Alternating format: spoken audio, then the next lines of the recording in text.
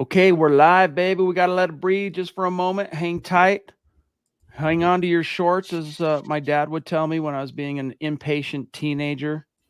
Uh, and we're going to get things fired off. And we're good. Welcome in, everybody. It's the Mile High Huddle podcast. I'm your host, Chad Jensen. With me is none other than Mr. Producer himself, Scott Kennedy. Scott, dude, it's been a while since you and I did a pod. This is going to be fun, bro. I've looked forward to it. Yeah, I got Zach last week, Chad this week. That's good times. Good times. Every once in a while, Kelberman needs to take a day or two or three and, recharge the batteries. And what better time than now? Basically the last weekend, full weekend before training camp starts. So it's going to be a gas. We're inching ever closer. And we got a lot to talk about tonight, guys. We're going to get to it. But real quick, because this man was so kind to jump in with a super chat before we even went live, we're going to grab it real quick from Jacob Hutton. It says, first time in the chat. Love this podcast. Y'all do a great job. Hashtag no high like mile high. And that's a hashtag Buckham with a B, YouTube. Thank you, Jacob. So stoked to have you, big dog. Thank you for being with us. Yeah, Jacob, I was thinking that's a newer name, and I was trying to go check on YouTube, but hell, you put it right there for us. It's definitely a new name. Hey, look, forest through the trees there, right, Kennedy? And Scott and I notice these things. Of everybody that is associated with MHH podcasting, we pay attention to who is, often throwing down super supporting us, who's new, when someone who it's been a while. So you guys are all numbered in our hearts. I hope you know that. Much love and respect. Thank you, Jacob. All right, Scott, if this wasn't day 20 of July, maybe it's not the first story that we lead with on a podcast, but surprise, surprise, once again, Russell Wilson has an ex-Seattle Seahawks teammate that's throwing a little shade his way. I want to get your thoughts on it, but before I do, for everybody in the room and listening after the fact who might be scratching their heads, I just want to read the actual quote. This came from KJ Wright, former, linebacker. Achieved a lot of great things together, did KJ and Russ in Seattle. Here's what he said on his podcast, quote, "I don't want to go viral with this. I really don't. But a few dudes have came on here off record, on record, and have said what they've said of how they felt about number 3.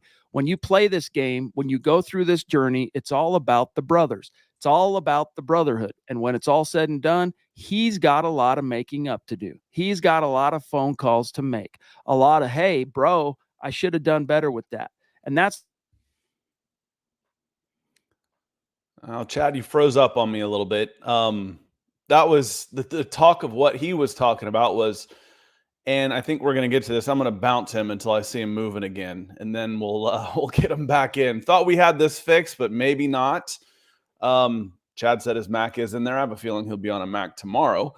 But I read Dylan's article. It's on, you can go to broncoscountry.com is a good way to get there. milehighhuddle.com is the other way to get there. It will all take you to the same place. And the lead story was this KJ Wright discussion. And Dylan, nice piece, because I agree 100% with what Dylan was saying, which is you take him saying that of, I don't want to go viral with this. I don't want to get into specifics, but it's kind of like, just the gossip monger turning around and saying, I don't want to get in anybody trouble, but, I'm hearing some things about this person might not be so good. Man, come out and say it. If you're going to have your own podcast, and if you're going to just start putting out there, sometimes the doubt and the mystery and all that is worse than the actual crime of what they're talking about. It's like, well, what did he do? What has he done? And, to me, again, put up or shut up, and you're out there running your own podcast, trying to do things. So you're not going to shut up. Well, then put up, if you're going to say anything, because who was it? The former Texas linebacker. I can't remember his name now, but finally, I read him say Emmanuel Acho is who it was. Said, I saw him put out on a tweet. He's like, can we stop taking shots at a guy who's not going to fight back?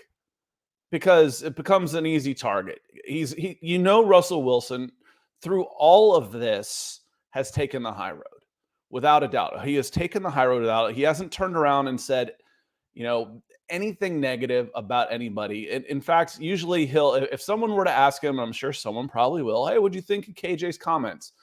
He will speak highly. KJ was a good teammate. maybe, it was a great teammate, love KJ, all this type of stuff. It's always taken the high road. Makes him a really easy target. Emmanuel Acho said, enough. And enough taking shots at a guy who's not going to fight back. So that was my thoughts on the KJ Wright thing. Is like, listen, if you're not going to come out and say anything and you're just going to spread innuendo, I got nothing to do with you. I don't care. I do not care what you have to say if you're not gonna say anything, which he didn't. He didn't say anything except, hey, I don't want to get anybody in trouble, but I'm hearing things about people, enough. So I want to go in and I want to say hello to some folks in the chat while Chad is giving his computer a reboot. And Troy coming in yellow, says, hey guys, don't care about ex-teammates who want press, or at least have something to say about it. What did Marshawn Lynch say about Russell Wilson? Nothing. Hey, he was a great teammate. But I'm glad you have an excuse for your great show during the dead time. What do you know about Marcus Haynes' chances? We'll listen later. Going to have to listen to what Chad has to say about Marcus Haynes. I don't know what that is in reference to. And frankly, I actually do care about what teammates have to say about somebody, ex-teammates or whatnot, if they have something to say. KJ Wright didn't say anything.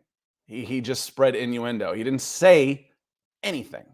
Troy, appreciate you coming in yellow. I always said, as many of you know, I grew up in Atlanta and was a child of the 80s. So Deion Sanders was one of the first guys that really got me into the draft and all this kind of stuff. Deion Sanders had that prime time persona, bigger than life. I always listened to what his teammates said about him. He's the showboating, cocky, arrogant. You can't stand him if he's on your team. If you're playing against him, his teammates always swore he was the best teammate in the world. You never heard a teammate say anything bad about him.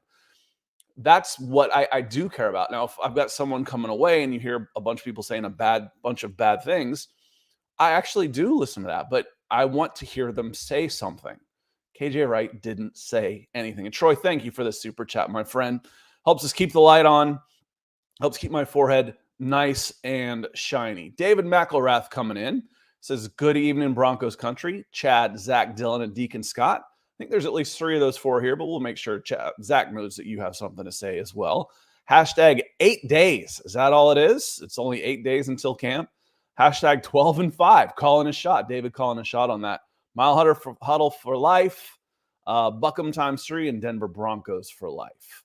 That's a lot of hashtags, David. You're getting your money's worth on that super. Thank you, my friend, for coming in. I hope you're going to be at the meet and greet.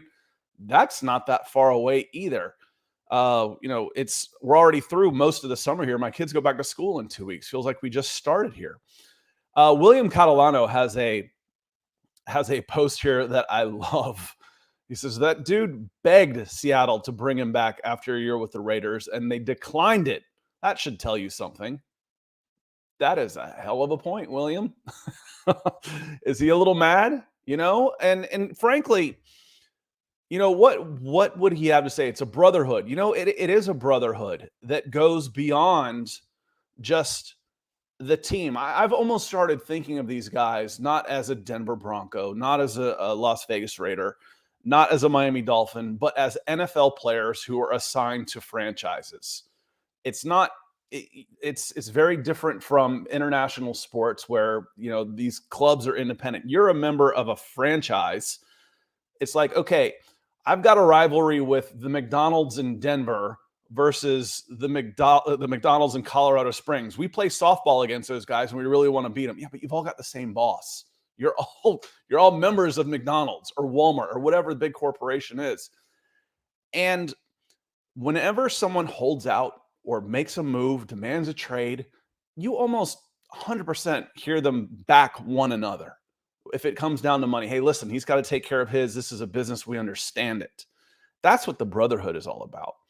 So if you're going to bash a guy for going against his brother, come out and say it, man. Come out and say it.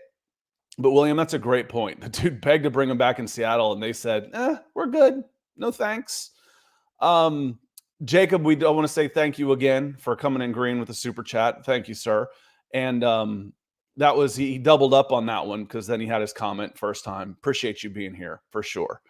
Also want to say hello to some other folks coming in. It looks like Ernie has found his way in over on YouTube. Ernie, how you doing, my friend?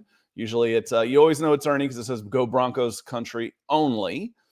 And then Patrick Wiltsey over in Hawaii coming in as well. He says, "Aloha, any truth to the boys beefing up the offensive line anymore?" Again, you're signing guys all through the constantly. You're always looking to improve your team. And as we're at 10 minutes here and as more people have come in, I want to say I'm sitting in for Zach. Chad's computer locked up on him, so he should be joining us back any minute. I'm Scott Kennedy. I'm usually producing in the background, and you can find me at Broncos for Breakfast on Tuesdays and Thursdays at 9:30 Eastern, 7:30 Mountain Time. So that's why you see my face here in Talking Head today instead of just Chad. But Chad should be joining us here, coming back to us any moment. But I think you would expect. I think. Oh, the center position still scares me. The backup offensive tackles have gotten better when you talk about Cam Fleming being that guy. The interior linemen are a little scary as far as backup goes. And frankly, the center position could be a little scary as well. Is Kyle Fuller the guy? Alex Forsythe the guy that are going to push Lloyd Cushenberry if Lloyd Cushenberry remains a bottom 5 center like he has the first 3 years of his career? Now, he could make that jump in year 4. I've seen it happen. It can absolutely happen. A contract year does wonders for guys like that. So we will see how he is able to come out of it. But yes, you're still looking for more offensive linemen. And frankly, Patrick, I'm on record as saying I will be shocked if the Broncos don't bring in at least 2 more defensive linemen, 300-pound plus guys for competition, for do you want to have them on the practice squad or whatnot, but to bring in and try and beef up the defensive lines just a little bit. Looks like Chad lost power again. That's been a problem for him the last couple days. So we'll see how quick he's able to join us back. We might carry this a little bit myself, and we might keep it a little short here before my voice gives out talking about myself for 30 minutes. Patrick, thank you for the coffee. Patrick keeps us well caffeinated with Lion Coffee. So check out lioncoffee.com. Want to say hello to Michael Ranquillo as well. He says, "Good evening, Scott and Chad. On the Mile High Huddle podcast, go Broncos and Buckham with Big Boy Stars. Coming in with 1,000 stars. That is much appreciated, Michael. You know how much everything you do for the show means for all of us." Lauren Trevera comes in. He says, "What up, guys? Have you got the email yet on themes for each day at practice? I'll be there for Miles' birthday party on the 4th. No, I haven't gotten that email for the themes. Are we supposed to dress up as our favorite Star Wars characters or something along those lines? So appreciate the stars, Lawrence, but I'm not really sure what that refers to. Stranger Things. What are we supposed to do for the themes? But my theme would be lots of sunscreen, lots of water, and probably a big old umbrella, a parasol. In Spanish means for the sun is what umbrella is in Spanish, and it's aptly named. So let's see. I don't think we'll be getting Chad back tonight, so apologies. It could be just me tonight. Sorry, I'm not better looking. Let me hit some folks in the chat again here. Nick coming in as well. He says, "Scott, what do you think about Russell and some fellow Broncos working out with Coach Prime?"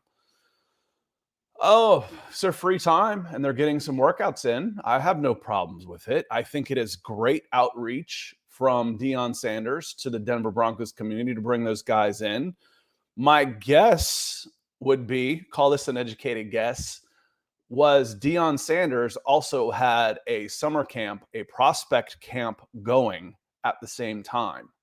And just happened to coincide with some of the Denver Broncos being on campus and working out with the Colorado Buffaloes and just being seen and being seen with some of those high school recruits. So I think it's good PR for Colorado University, the state of Colorado, the Denver Broncos, and everybody. So I think it's a good move. I think it's a good move for sure. And yes, Patrick, trenches. I'm a firm believer in building up the lines of scrimmage. And then the stronger the line of scrimmage is on both sides of the ball, the more quarterback independent you become.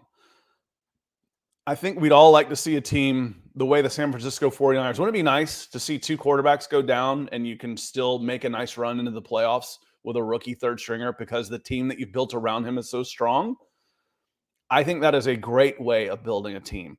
It's hard to do that when you've got $50 million invested in your quarterback and you spent a bunch of draft picks on it. That said, at the time, the trade seemed fair. For both parties, I thought it was a good deal for the Seattle Seahawks as well, and I've said that from the get-go. The big contract extension, I'm not sure you get that trade done on Russell Wilson's side without having already agreed to it. But it scared me a little bit that on both sides, you've got 2 years left on this deal. This should be the last big contract that Russell Wilson's going to get. Why don't we kick the tires on this relationship just a little bit before we do something like that? Before we sign that big contract.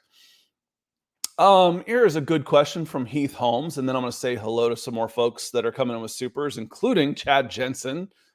Definitely, we say keeping the lights on. Literally this time, we need to get the lights on for Chad. Heath Holmes comes in. Scott, would you move Quinn Meinerz to center if there was a competent guard to replace him? Heath, that is an excellent, excellent question, and I'm probably going to turn this into a clip for Mile High Huddle. So let me repeat it so you don't have to hear me say turn it into a clip. Heath comes in and asks, Scott, would you move Quinn Meinerz to center if there was a competent guard to replace him? Oh, you know what I would like to do? Quinn Meinerz was drafted as a center replacement in sorts for Lloyd Cushenberry. That didn't last very long. I started covering this team that spring during that draft, and I remember the quote from Cushenberry said, "It's up to me to play better. If I had played better, they wouldn't have drafted this guy." Meinerz was coming from a very small school. Now he's gotten some of the experience he needs where he's had a crash course in NFL 101. He's a 301 student by now.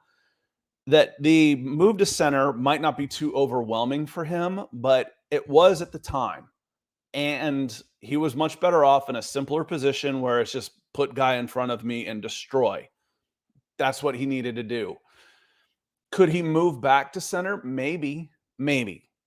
My fear on this would be he's a really good guard. If I move him to center, do I get worse at center? Or maybe a little bit better, but then I get worse at guard. Now I'm weak in two positions. Instead of just having a liability in Cushenberry, maybe I get a little better at center. It would just depend on me. For one, who are you replacing him with? And how much better is he than Lloyd Cushenberry? Because my fear, Heath, is you end up actually getting weaker, not necessarily weaker, but you weaken a strength and you don't get that much better where you had a weak spot. Leave Quinn Meinerz alone right now. I think it's a great question. I think it's very interesting. And if I was playing Madden, I'd probably move him over to center, but it doesn't work like that. And I think if you've got a guy who is doing an excellent job in one spot, leave him alone. Leave him there and figure out what else you want to do. Keith says umbrellas are not allowed at training camp. Ouch. Big floppy hats. Mission. Shout out to this company called Mission. I got a targeted Instagram ad. Floppy hats that you can, they take on water. You can rub them under. You go and you go to the bathroom, you wash your hands, you take your hat off, and you run it under the sink, and you put it on. Check them out. I use it for baseball. I'm outside all the time in the summer, and there's not as much natural sunscreen here as there once was. Chad mentioned in here, he said, sorry, gang, Scott will have to finish the stream. The power to my office went out mid-sentence, as you saw. It's the second time in 24 hours. It's happened as a storm batters the Rockies. Well, I hope it's cooling y'all off a little bit and getting everything, like I said, cooled off just a bit. Michaela Israel, appreciate you coming in with the super chat. She says, you're awesome, Scott. No, you're awesome. Can't wait to see you again in October for the meet and greet. The Fan put an article out that was negative about Russell today, and I'm so over it. Yeah, it's time for football, isn't it? Where if we're going to get on Russell Wilson, let's get on him for real things. He's playing poorly. And the only way that narrative changes is by getting out there on the football field and shutting his critics up. And some of that, still the most vocal of those critics, Michaela, and Broncos country, they're just going to change the tune to, system quarterback. It's all Sean Payton. So what? So what? Who cares? The point for your benefit is what you care about, is you care about Russell Wilson playing better, and you really don't care why. Why? Let the haters hate. Let them hate. I think that's a t-shirt. That's a hashtag, isn't it? Let them hate. Chad Jensen coming in with a monster super chat saying the Power Company Fund. Power's on here. Got these bright lights on. Like I said, keeping my forehead nice and shiny. So thank you very much. Thank you very much for that. Phil McLaughlin coming in with some big stars as well. Said, good evening, Chad and Deacon Scott. I'm visiting my kids all over the country. That is so cool. I'm not sure if you can see me over this. Just stopping by to say hi. Also, I must say I'm really tired of hearing that Russ needs to be fixed. Sean is going to fix Russ. I don't think Russ needs fixing. He needs intelligent coaches, a unified team around him. I'm just a Broncos fan expressing my opinion. Phil, thank you for the stars. I think that's a great point. Fix Russell Wilson. Was it just Russell Wilson? Here's a question for you, and this is pretty rhetorical. Was it just Russell Wilson that was broken last year, y'all? I think you know the answer to that one. Every day that goes by and every day that we look back in hindsight of camp, of OTAs, of everything that was the Nathaniel Hackett regime, how many coaches have gotten fired into their first year for something other than for gross incompetence, complete failure to achieve said goals? Any one? Urban Meyer was fired for stuff beyond the record. So he didn't make it through his first year, but just a complete embarrassment of a team through a first year. Oh, Nathaniel Hackett was in over his head from day one. And then I'd be real interested to be a fly on the wall to know how much his legs were cut out from under him, because every single press conference he had, he was Russ this. We got to make Russ more comfortable. We got to do Russ. Was he trying to tell us that he really didn't have any say in what was going on anymore because the farm was sold to get Russell Wilson and sign him? Maybe. But that, golly gee willikers, I'm just happy to be here. Permagrin he had the first month was for a guy that was in over his head. It really was. And thank you, Phil, for coming in with those stars. Drake coming in. Good to see you, Drake. Scott Kennedy, the man. Scott, what is your Russell Wilson stat prediction? I've got a 10-7 record, 4,150 passing yards, 27 touchdowns, and 10 interceptions. Peyton will right the Russell Wilson ship. Oh, back of the napkin math, 4,100. What's that, about 250 yards per? That would be a significant improvement for 4,150, 27 touchdowns, and 10 interceptions. I think that sounds about right, Drake. I think you're pretty close on that to what I might say.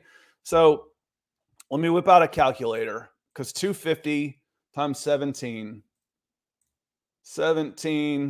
equals 4,250.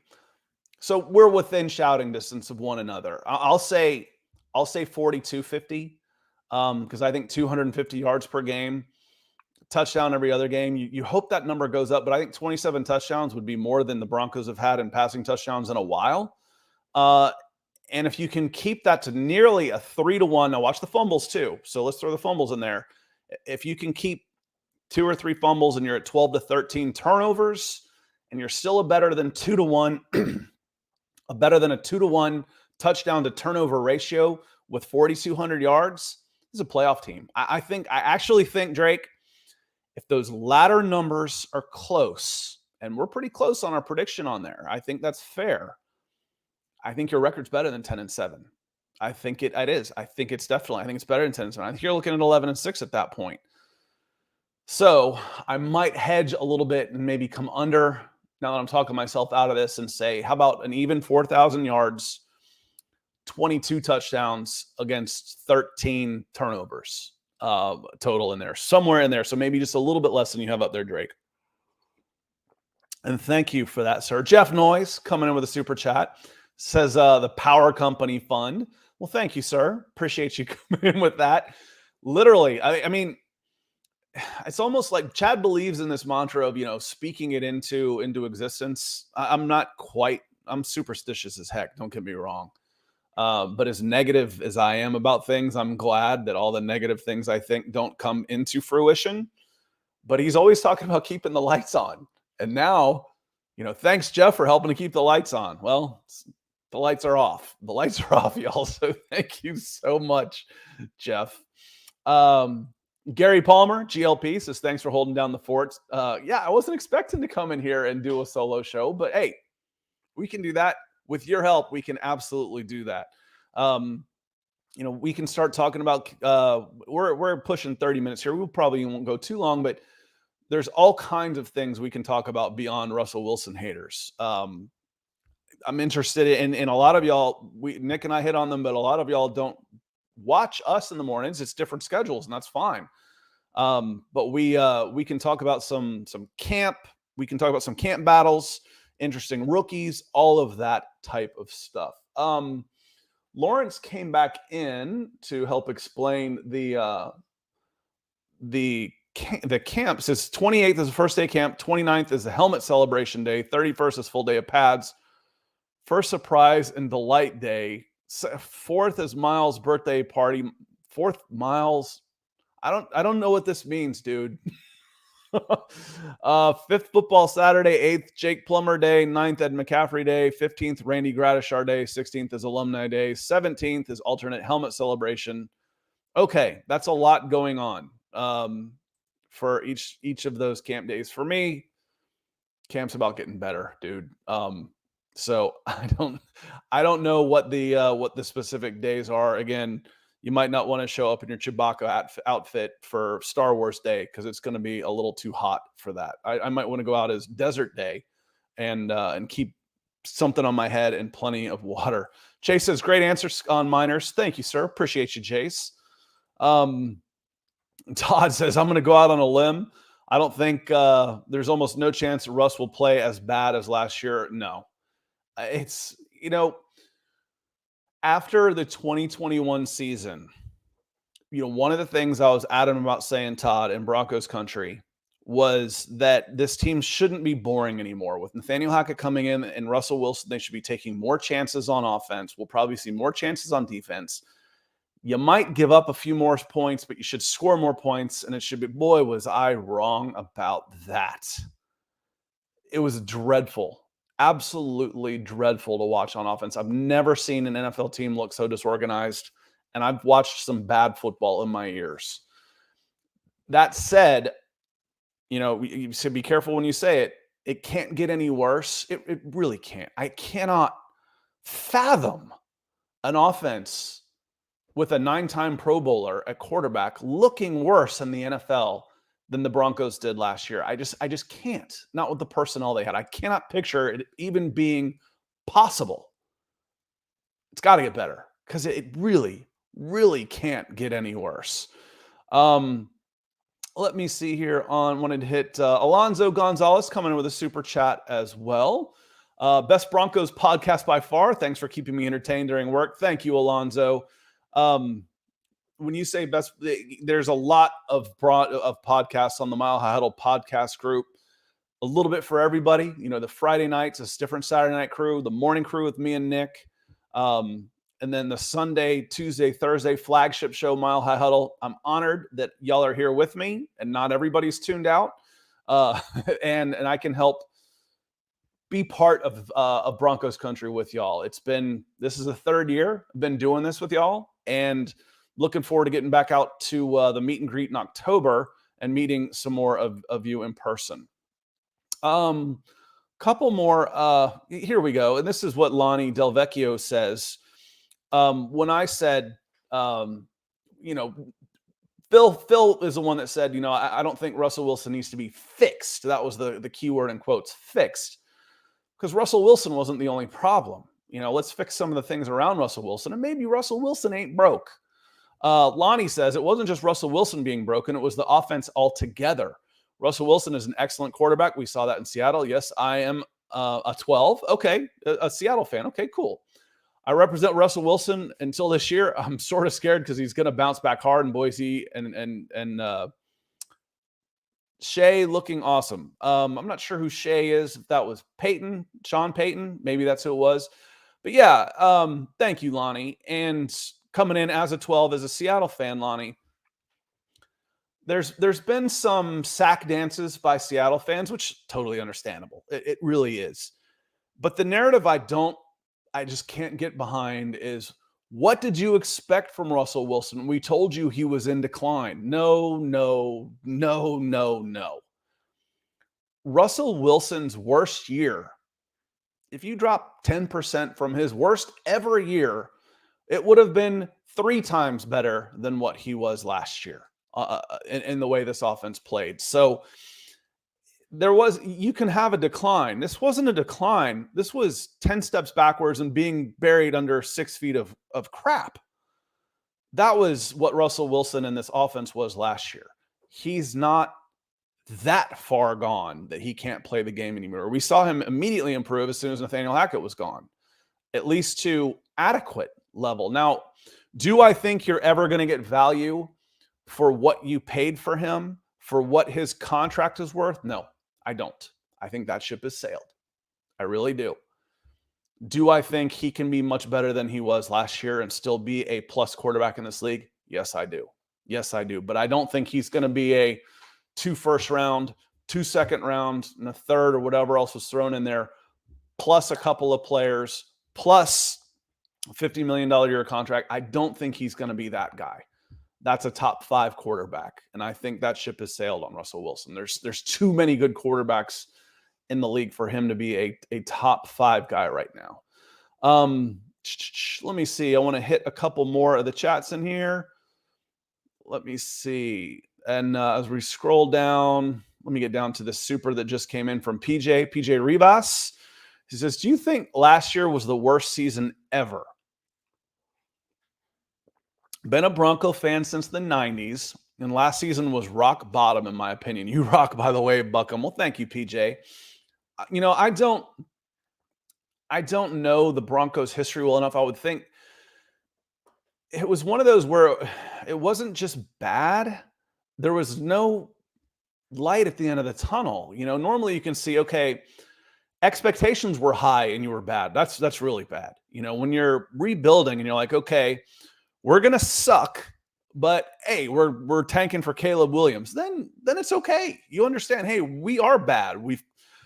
We're cutting a bunch of salary.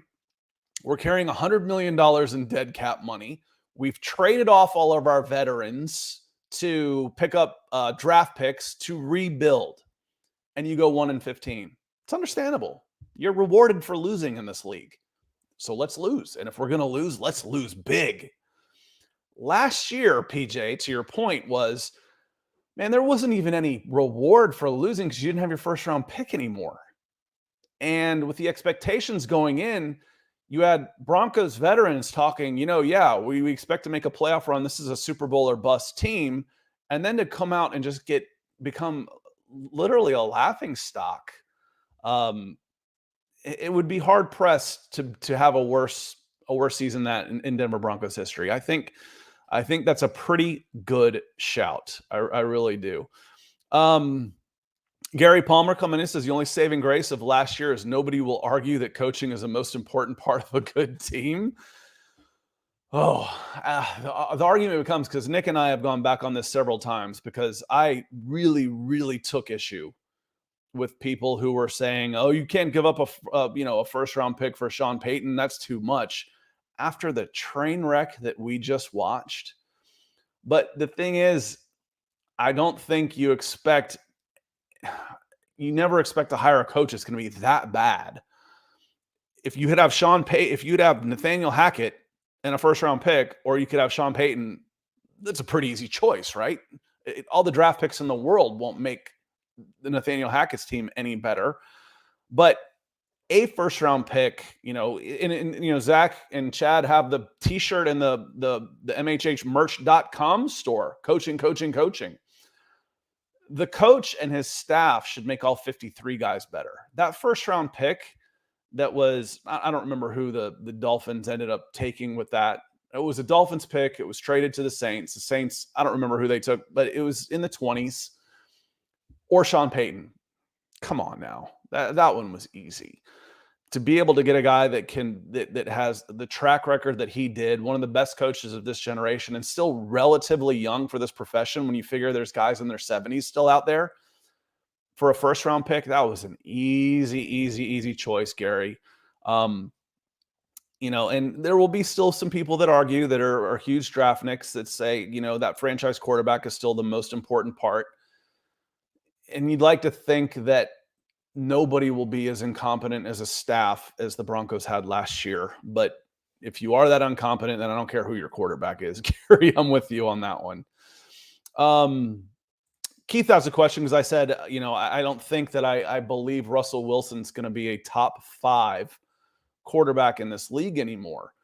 And if he's not top 5, give me a Russ rank and comparable quarterback in the league. Now, let me bring up some stats on here.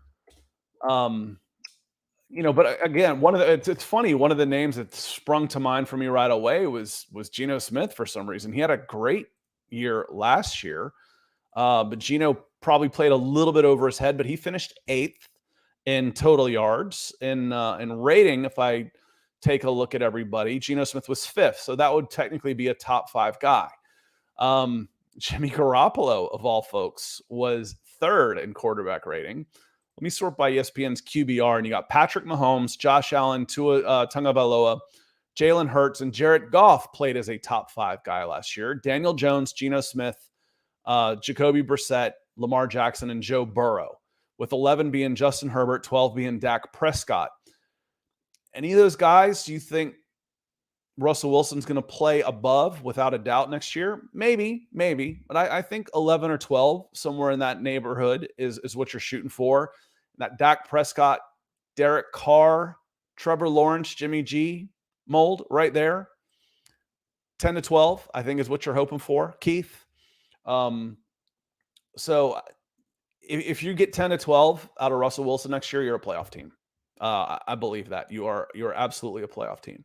Let me scroll down in the chat just a little bit. Facebook user, I'm not sure who you are, but it looks like you're coming up with some sort of emoji. Keith also with a follow-up says, Colin Cowherd was all about the Broncos last year. He ate some crow. Hell hath no fury like a broadcaster analyst scorned. I know this one from experience.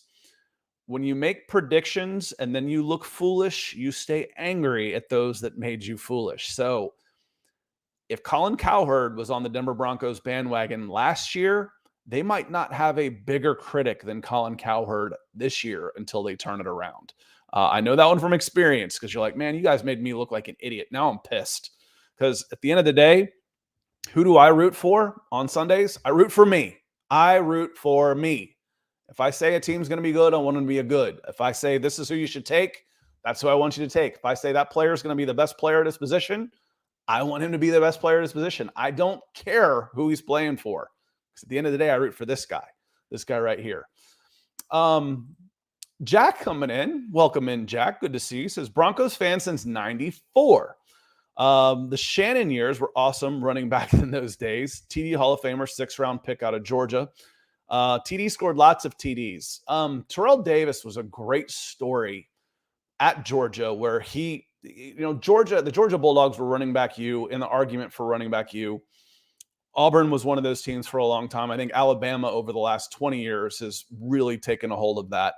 But Auburn and Georgia were both that way for a long time, and they had a long line of running backs, and Terrell Davis wasn't even really a starter at Georgia until the very end of his career. He had a couple really good games, but he kind of fought his way into that spot and then goes on to have such great success in the NFL. It was really a good story. And who did more? Did anybody do more to devalue the running back position to where it is now than Shanahan? Maybe not. Maybe not. It was plug and play on those guys.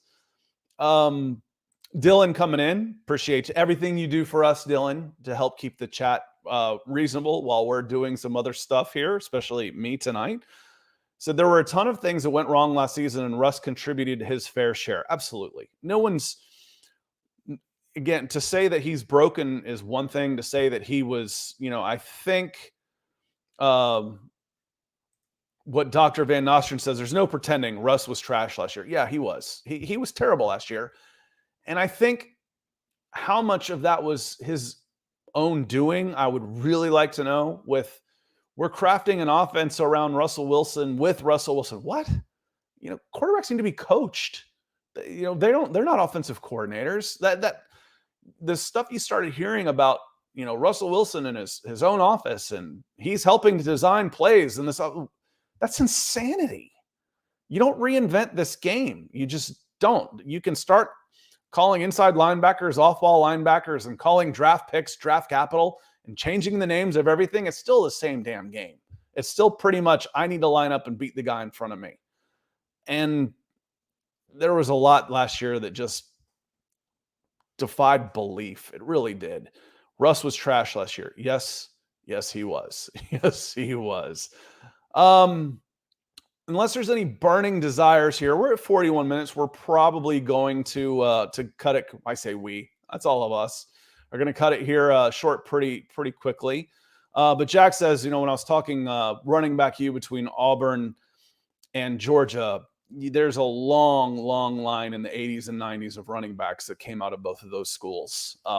Really, really good football players. Bo, I was 7 when Herschel was at Georgia. So that's 80, 81, and 82. And then 83, 84, 85 was Bo Jackson. So between 7 and 13 years old, formative years for, this young Southerner, I'm watching Herschel Walker and Bo Jackson thinking this is just what running backs who were number 34 in college football look like. Little did I know that those were that the term gets thrown about way too often. Generational talents. Those are what generational talents actually look like.